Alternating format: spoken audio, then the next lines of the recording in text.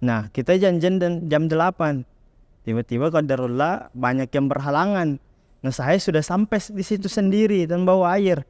Daripada pulang kosong, saya juallah sendiri, saya sendiri. Alhamdulillah habis. Saya sendiri aja. Dan itu pengalaman yang sangat berharga lah istilahnya. Karena saya sendiri dan menjual. Biasanya orang kan malu-malu kalau sendiri. Saya malu. Biasanya saya antam rata saja demi kebaikan juga insyaallah. Ya, sifat stroberi itu ketika dia dipetik, dia tidak akan bertahan lama, jadi cepat membusuk. Nah, begitu pula juga teman-teman yang dia mempunyai mental yang lemah. Kita ibaratkan mentalnya itu, karena kita lihat beberapa kasus itu gara-gara percintaan, makan bunuh diri, dan jadi itu rintangan kita sebenarnya di organisasi. Yang pertama itu mencari kader ya. Pertama kalinya kami diundang podcast seperti ini, meskipun ya tidak seperti podcast-podcast di luar, tapi ini sangat-sangat menginspirasi bagi mahasiswa teman-teman yang lainnya untuk terus berkarya ya, luar biasa. Meskipun dengan keterbatasan, segala keterbatasan, tapi itu dimaksimalkan.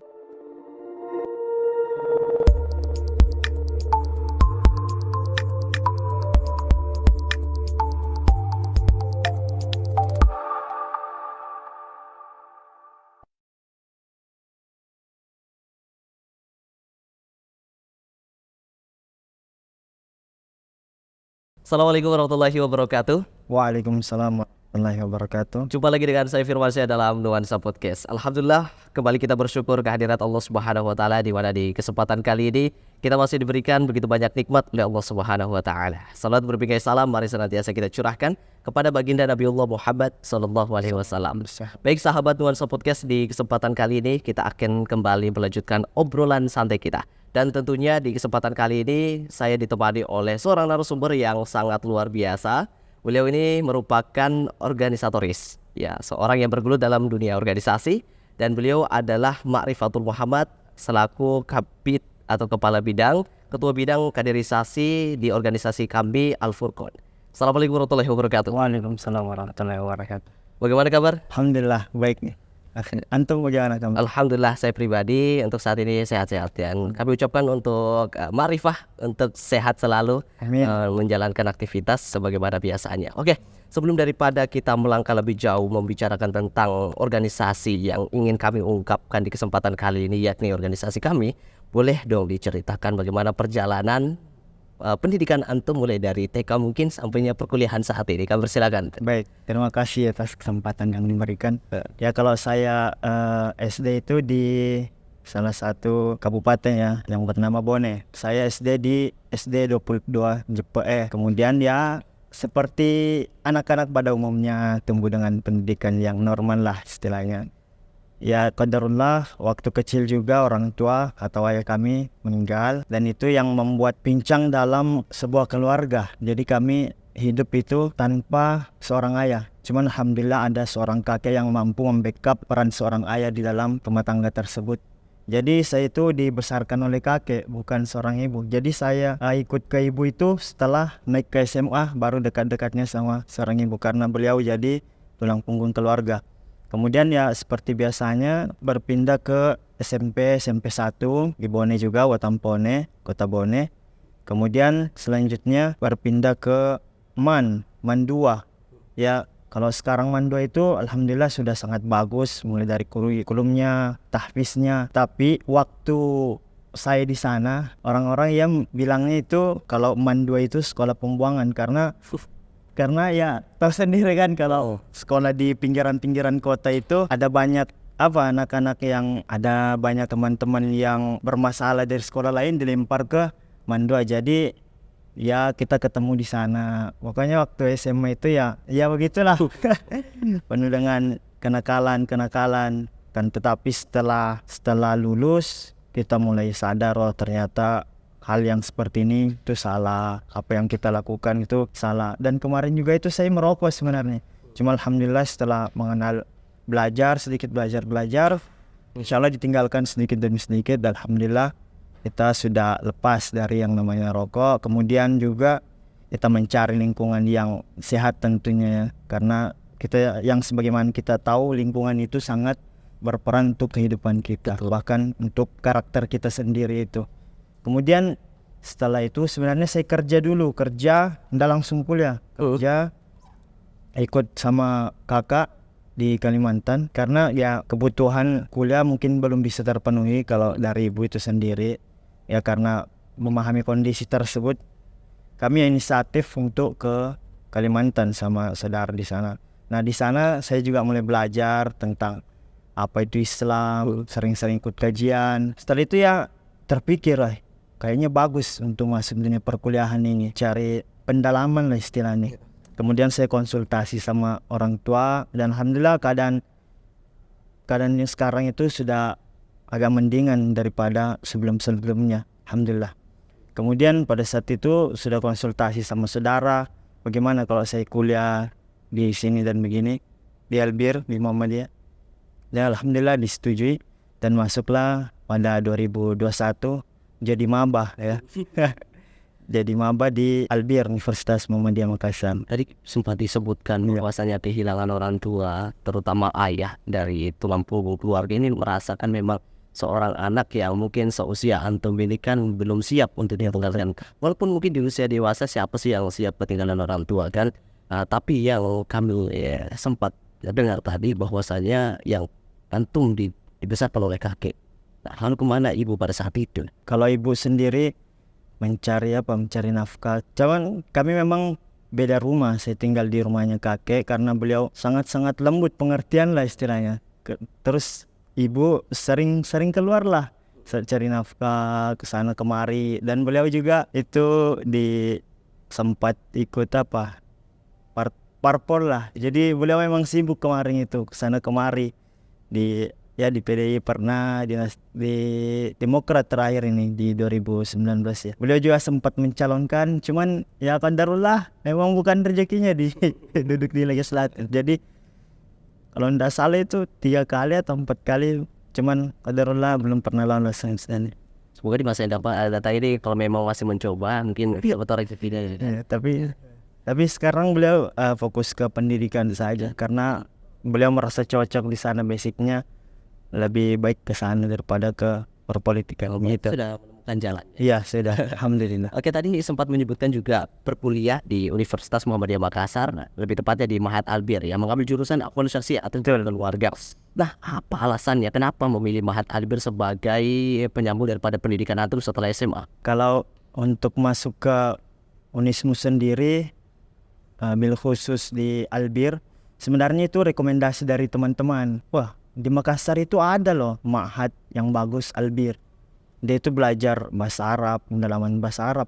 Karena saya kemarin berpikiran begini, kalau kita belajar bahasa Arab itu, nanti kalau hafal Quran itu jadi mudah karena kita sudah paham artinya. Kemudian kita bisa implementasikan nanti apa yang telah kita pelajari dari bahasa Arab itu sendiri. Nah, jadi teman-teman bilang ada ma'had di Makassar itu namanya Albir.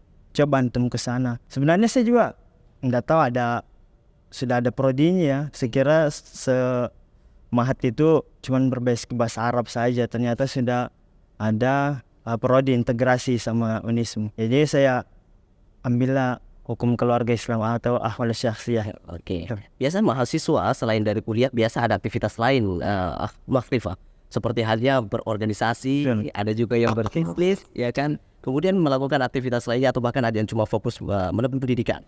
Tapi kalau untuk antum sendiri, apakah ada organisasi yang mungkin memacu antum untuk bisa meningkatkan kapasitas antum di dalam? Iya, baik. Kalau untuk saya pribadi sendiri, saya ya kemarin kan waktu jadi maba kita masih buta tentang dunia perkuliahan, masih merangkak kesana kemari. Kemarin juga kan 1 tahun pertama itu kita di asrama, mungkin kita orang tempat satu kamar juga, alhamdulillah.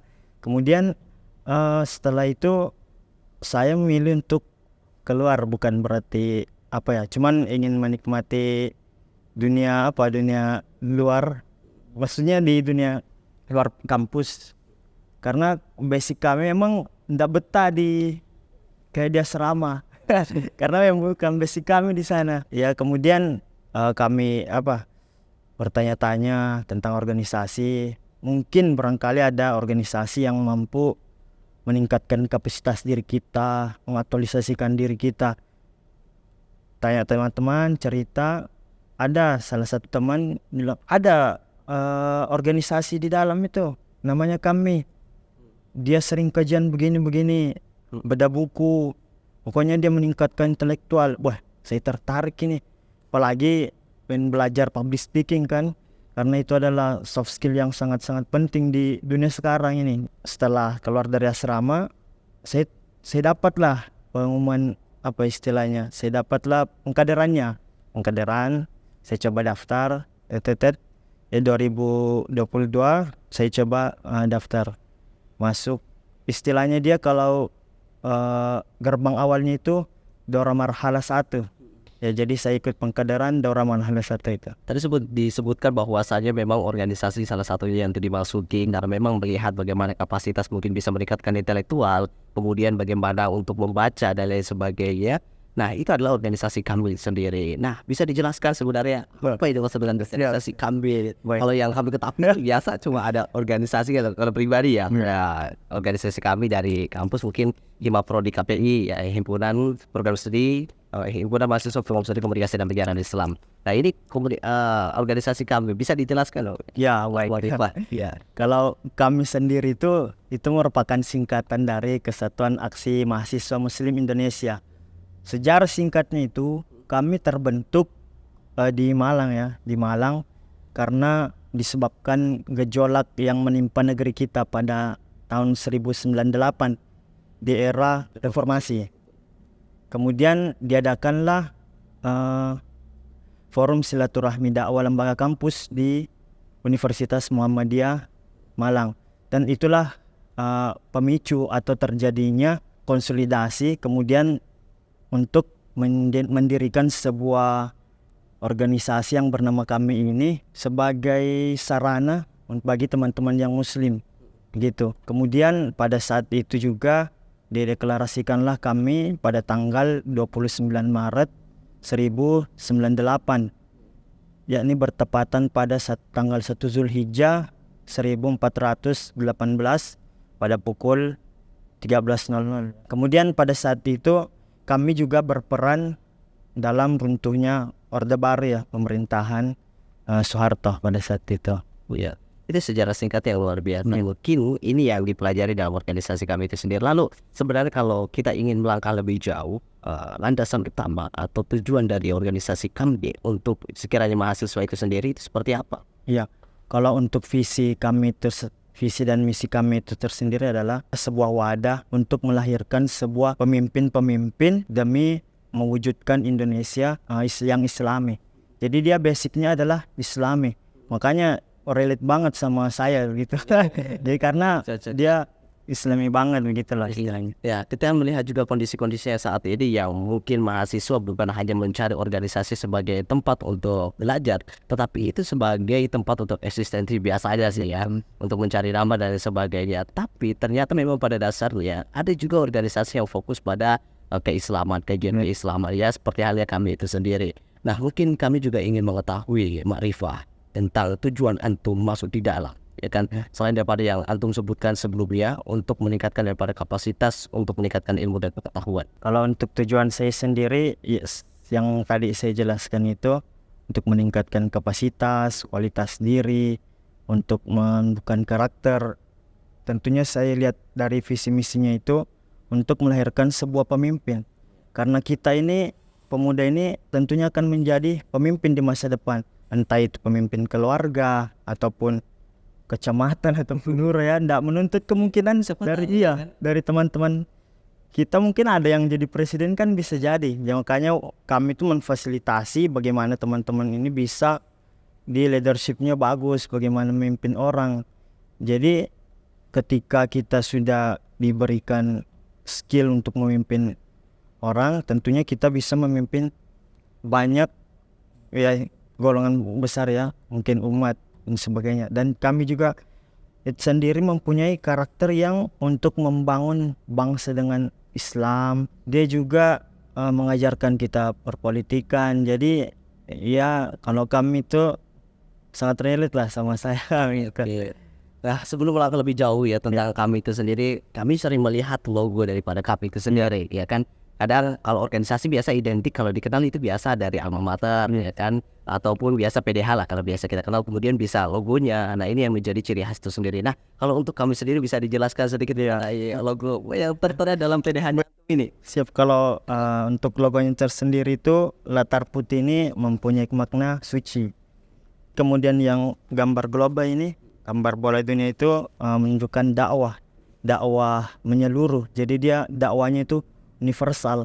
Iya, karena kita itu di bumi Allah. Jadi dakwah itu di mana saja begitu. Kemudian gambar tangan yang menggenggam global itu menunjukkan dakwah itu harus mempunyai kekuatan. Dakwah itu dengan kekuatan gitu. Kemudian mawar ini, gambar mawar cuma karena bordir ya nggak kurang jelas. Mawar 5 itu menunjukkan kelembutan.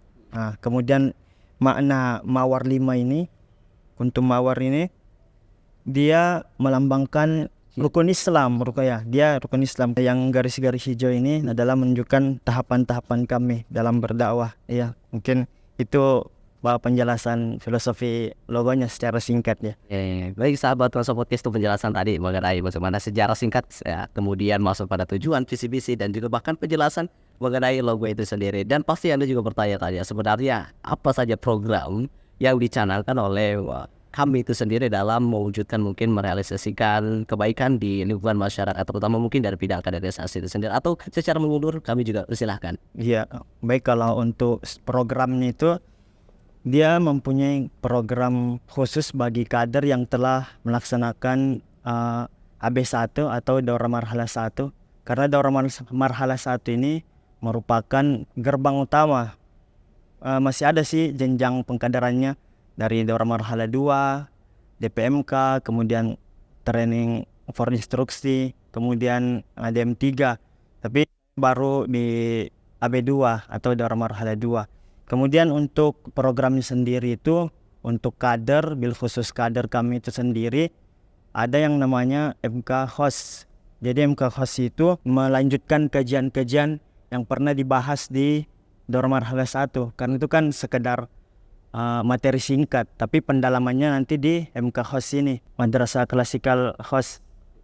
Atau ini mencakup tauhid, kemudian sampai perpolitikan, pokoknya dibahas. Jadi kita diajarkan tentang ma'rifatullah, ma'rifatun nabi, ma'rifatun Islam dan sebagainya yang berkaitan dengan Islam.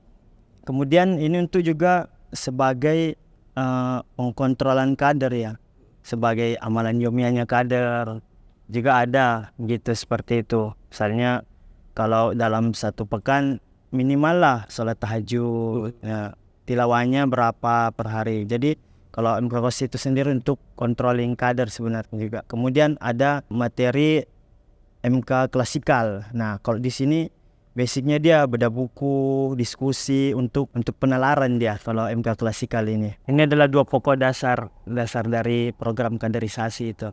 Kemudian ada juga lapak baca ya, teman-teman diskusi biasa seperti halnya di organisasi lain.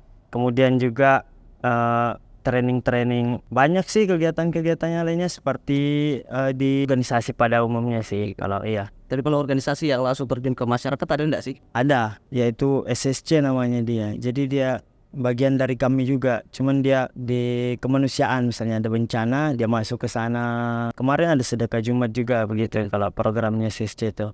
Oke, tadi juga sempat disebutkan kalau ada kajian-kajian ini ya yang disampaikan, itu sebenarnya itu juga sering juga dilakukan oleh organisasi lain, misal pembelajar tauhid ya, bagaimana disebutkan tadi, kemudian politik, ekonomi dan lain sebagainya. Itu antum mendatangkan pemateri ini seperti apa? Apakah di kalangan kami sendiri atau orang dari luar? Iya.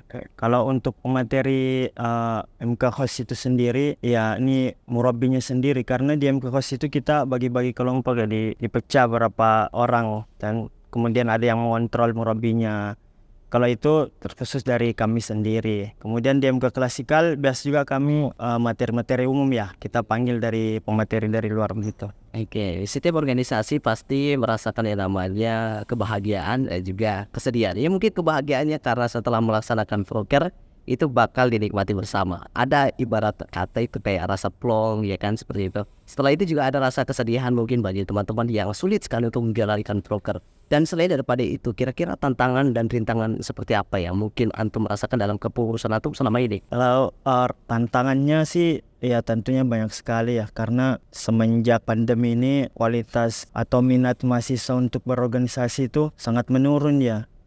Jadi mencari sebuah kader itu kita harus betul-betul kerja keras. Karena kebanyakan orang sekarang itu enggan untuk berorganisasi ya. Mungkin karena apa sih organisasi, tidak ada manfaatnya. Itu kan cuman pandangan dari orang-orang, sebagian orang ya. Padahal di organisasi kan kita diajarkan untuk melatih soft skill kita juga sebenarnya. Kan kalau istilah sekarang itu ada istilah kaum strawberry. Antum pernah dengar kaum strawberry? Kaum strawberry itu kalau dilihat dari strawberry itu sendiri, dia itu bagus. Dari visualnya saya sudah menggambarkan strawberry itu, wah, cantik, bagus, gagah, pintar dan sebagainya, menguasai. Kalau kita ibaratkan manusia, dia sudah menguasai beberapa bidang, mempunyai skill, hard skill ya. Tapi akan tetapi di sisi lain, sifat strawberry itu ketika dia dipetik, dia tidak akan bertahan lama. Jadi cepat membusuk. Nah, begitu pula juga teman-teman yang dia mempunyai mental yang lemah. Kita ibaratkan mentalnya itu. Karena kita lihat beberapa kasus itu gara-gara percintaan, makan bunuh diri. Dan jadi itu rintangan kita sebenarnya di organisasi.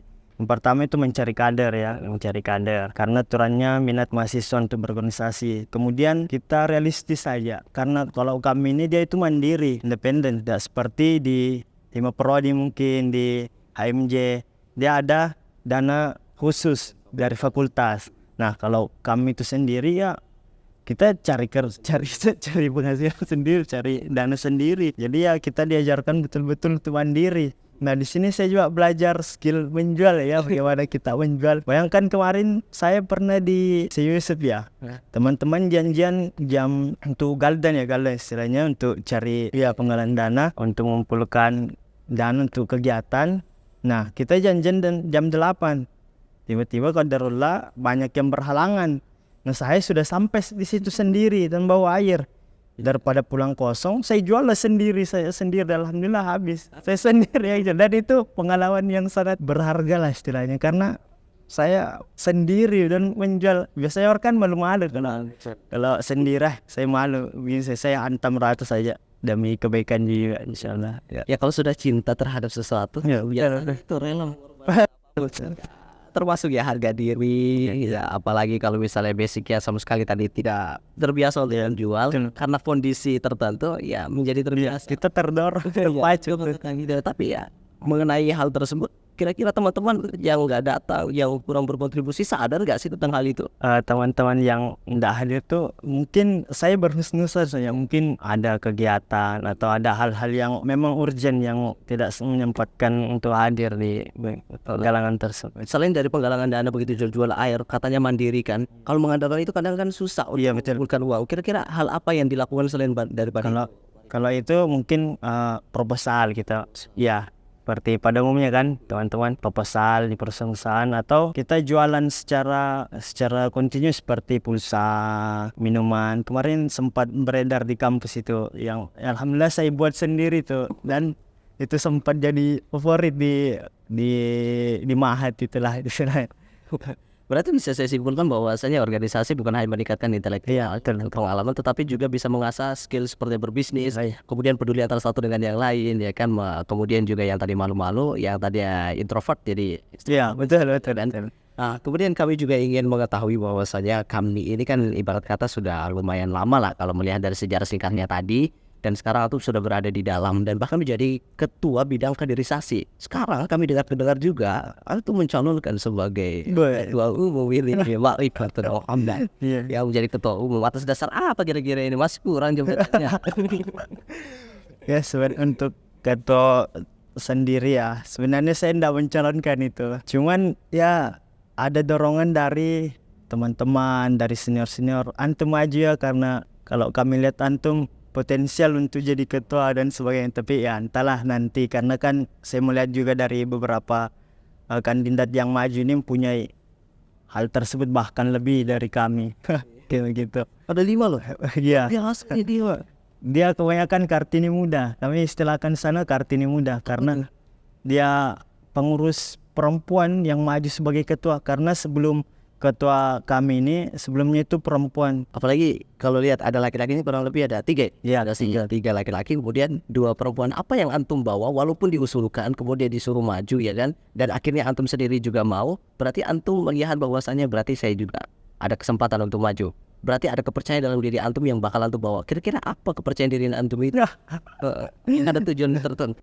Sebenarnya kalau tujuan tertentu sih nggak ada ya. Insya Allah nggak ada, karena kami melihat perlu adanya kemajuan dari segi kadernya dan lain sebagainya, dan kami didorong untuk maju itu untuk memenuhi hal tersebut sebenarnya. Tapi kalau misalnya antum merasa bahwa diri antum ini lebih di bawah daripada yang lain, ya, kenapa antum menerima hal tersebut? Padahal antum kan pengen perubahan gitu. Kalaupun saya nanti terpilih, kemaslahatannya itu untuk teman-teman itu sendiri, bukan untuk pribadi saya. Karena kalau seandainya 5 orang kandidat ini tidak ada yang semuanya didorong karena mungkin rasa enak, bukan karena kesadaran sendiri, ya tentunya organisasi itu akan mati ya.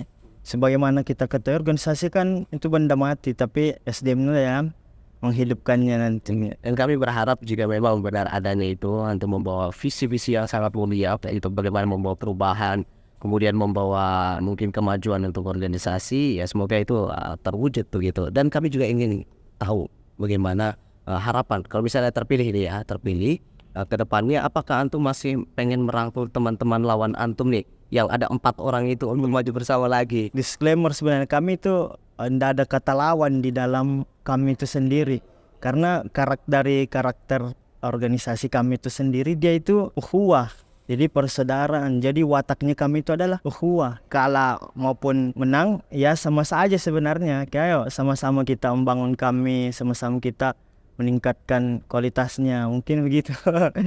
Ini ya waktu pemikirannya kayak begini yang harus ada di seluruh organisasi yang ada, baik itu yang internal kampus maupun yang eksternal. Dan seperti halnya kami di himpunan mahasiswa Mahat Arbin Lurah ya, ini kan juga sangat menjunjung yang namanya persatuan dan kesatuan. Apapun yang terjadi di antara kami, kalau selagi masih bisa diselesaikan dengan cara baik-baik, dengan kepala yang dingin, dengan suasana yang tenang, ya secara kekeluargaan itu, maka itulah yang harus dilakukan ya kan. Tetapi kita tidak bisa pungkiri masih banyak organisasi mungkin yang masih belum bisa menerapkan yang hal demikian.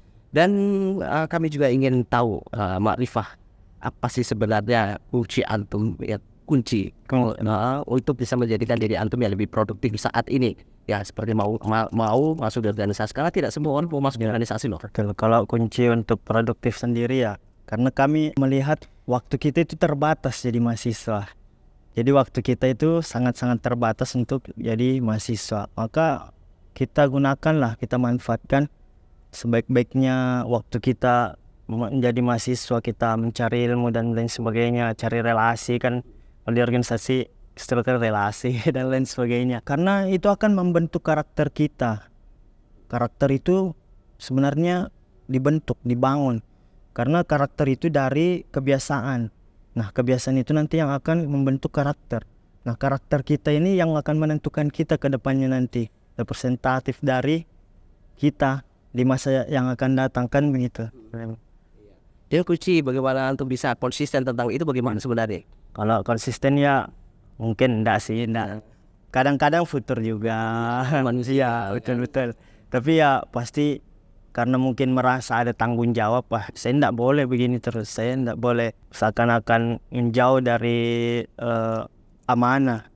Nah, ini malah kalau kita berpikiran masa bodoh, ya tentunya aktivitas nggak ada yang jalan, jadi ya mau nggak mau harus dipacu lagi, kita dibakar. Kita kan tidak bisa kerja sendiri kan, ada teman-teman di sekitaran kita yang selalu motivasi. Nah ini adalah lingkungan. Kemudian lingkungan kami itu sendiri, apa yang antum banggakan dari lingkungan Arifah? Ya mungkin kalau yang kami banggakan di kami itu ya pertama ukhuwahnya sangat-sangat bagus ya. Kemarin kami melaksanakan Daur Marhala 2 di Makassar. Kemudian kami yang datang itu dari berbagai daerah. Kita baru ketemu seakan-akan sudah kenal lama gitu. Masya Allah, gimana kabar dan lain sebagainya. Jadi ukhuwahnya itu sangat-sangat terasa kalau di kami itu sendiri. Kemudian dari teman-teman saling menasihati, saling menunjuki kebaikan. Ayo akhi, begini-begini. Ya mungkin itu sih kalau dari saya. Oke, buat kami siapa tahu dari teman-teman juga sih Marif. Nah, kita kan sudah menjelaskan panjang lebar tentang kami dan juga seluk atau bahkan tujuan dari kami, kemudian pengalaman antum di dalam. Ada teman-teman yang pengen masuk ke dalam. Lalu bagaimana caranya pengen teman-teman misalnya masuk pengen masuk ke dalam? Siapa yang harus dihubungi? Siapa yang harus didatangi begitu? Iya. Kalau untuk teman-teman yang ingin bergabung langsung ke kami, bisa nanti langsung japri ke saya, hubungi saya kan. Nanti kami arahkan untuk gerbang selanjutnya untuk masuk ke gerbang kami. Jadi yang penting adalah kontak nanti ya. Ya, Dan pasti bakal kita berikan penerang aja sahabat dan sahabat podcast. Dan untuk terakhir Mak Rifah, siapa tahu ada pesan-kesan atau closing statement kepada teman-teman sahabat Nuansa Podcast, kami persilahkan. Iya, baik. Terima kasih saya ucapkan jazakallahu khairan kepada Masya Allah telah mengundang kami di podcast ini. Ini adalah pengalaman yang sangat berharga buat kami. Karena ini pertama kalinya ya kami diundang podcast seperti ini. Meskipun ya tidak seperti podcast-podcast di luar. Tapi ini sangat-sangat menginspirasi bagi mahasiswa teman-teman yang lainnya. Untuk terus berkarya ya luar biasa, meskipun dengan keterbatasan segala keterbatasan, tapi itu dimaksimalkan. Untuk pesan saya ya teman-teman, sebagaimana visi misi kami itu, kita itu adalah pemimpin masa depan. Ketika pemuda itu bergerak akan ada perubahan. Sahabat-sahabat Nabi semuanya pemuda, bahkan pas reformasi itu rata-rata pemuda. Siap. Luar biasa. Aku Makhluk Fatul Muhammad telah menyempatkan waktu ya di kesempatan kali ini, obrolan yang sebenarnya buat kita mungkin ada di antara kita yang menganggap biasa-biasa saja. Tapi setiap pengalaman seseorang pasti ada makna di dalamnya dan bisa pelajaran yang bisa kita ambil di dalam pula. Seperti pelajaran kehidupan antum, siapa yang tidak kuat, siapa yang tidak maksudnya tidak sedih ketinggalan ditinggal oleh orang tua tercinta dan sebagainya. Dan jujur kami podcast ini Marifat, kami tidak pilih kasih organisasi ini untuk diundang. Kami rangkul semua selagi masih satu keluarga, minimal keluarga kampus Unismu ataupun keluarga sesama muslim, ya tentu kita masih bisa untuk saling berkomunikasi. Insya Allah di lain kesempatan Marifatul Muhammad kita bisa kembali. Siap, insya Allah Ya, kalau siapa tahu sudah pasca pilihan dan insya Allah insya Allah akan bersuara kembali. insya Allah. Sampai ucapkan terima kasih banyak. Jazakallah khairan. Itu. Baik, sahabat Nuansa Podcast, kita ini yang bisa kami berikan di kesempatan kali ini. Semoga ada manfaatnya. Syukran barakallahu fikum. Wassalamualaikum warahmatullahi wabarakatuh. Waalaikumsalam.